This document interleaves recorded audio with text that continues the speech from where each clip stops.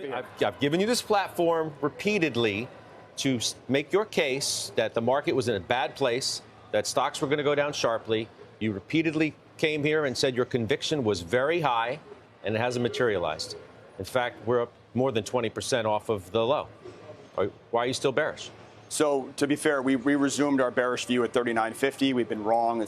Our market's moved up about 10% since then. That's obviously in the context of being bullish from June of 20 for 50% rally in the market. We called the exact top in January of 22. Market sold off 25%. Let's talk about the here and now. And then we called the bottom at 3,600. These are tactical calls that you made repeatedly. Yes. And so this one, we have been wrong so far. I firmly believe that this market still has material downside to it, and that owning equities is a very poor risk reward right now. Why?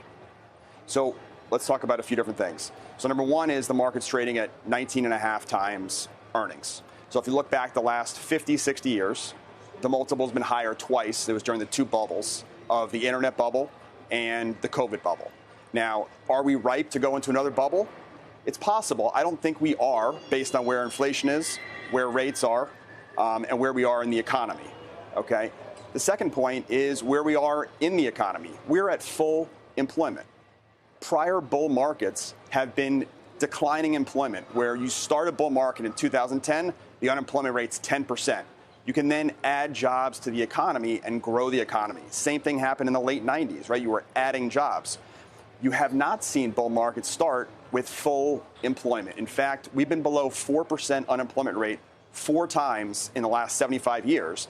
Each of those ended in a recession. Why? Because you ultimately need a cleansing in the economy to then start the next cycle. As I said to Josh, maybe the cleansing happened in the most bloated areas of the economy, the tech economy, okay? That's number one. And maybe the labor market is just different on the backside of the pandemic in ways that you, others who have been negative, and even, dare I say, the Fed itself have been able to understand. So I think that's a good point. It's possible, right, that we could just stay at full employment for a much longer period of time than I think and that others think. But I think if that happens, we are going to have subpar economic growth. And the reason is simple, right? Ultimately, economy is to grow or decline based on jobs. You add jobs, the economy grows. So I think that is possible, that we could stay at this 3.7% rate for a while.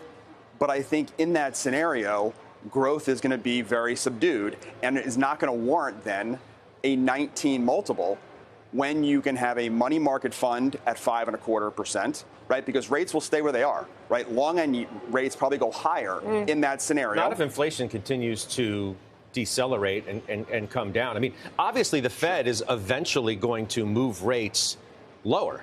They're not going to just keep the terminal rate at 5.25 or 5.5 or wherever they go to for forever. I mean, there's an argument to be made that, and I would argue that if the S&P is at 4,400 and the unemployment rate's at 3.7%, inflation's not going to come down to a reasonable level that will be palatable to the Fed. Now, it might take 6 months, et cetera, to get there. But the point is that when you have full employment, inflation is going to stay sticky, especially with asset prices where they are right now. Did you think that the market or that the economy, I should say, would be weaker by this point than it is? Yes. You did? Absolutely. Did you think that the labor market would be weaker by this point than it is? Absolutely. So what are we missing? Sure. What are we missing? Here's the big thing.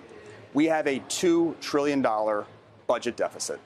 That is a $2 trillion annual stimulus package that we have that is more or is equally offsetting the monetary policy that we've had in place. I've been shocked that Powell hasn't talked about this more, but that's a massive offset. It's looking like the deficit's going to be $2 trillion this year, right? If you pay $1 in taxes, the private economy gets $1.50 back. That is a 50 cents that's going to the private sector, and that's exactly what's happening.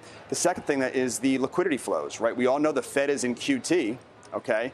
However, the Bank of Japan, right, 6 months ago was growing their balance sheet. And so the liquidity flows have actually increased by $1 trillion since the October lows in the market. So those have been tailwinds for the economy and for multiples that have been there. Now, we think the liquidity flows are going to inflect.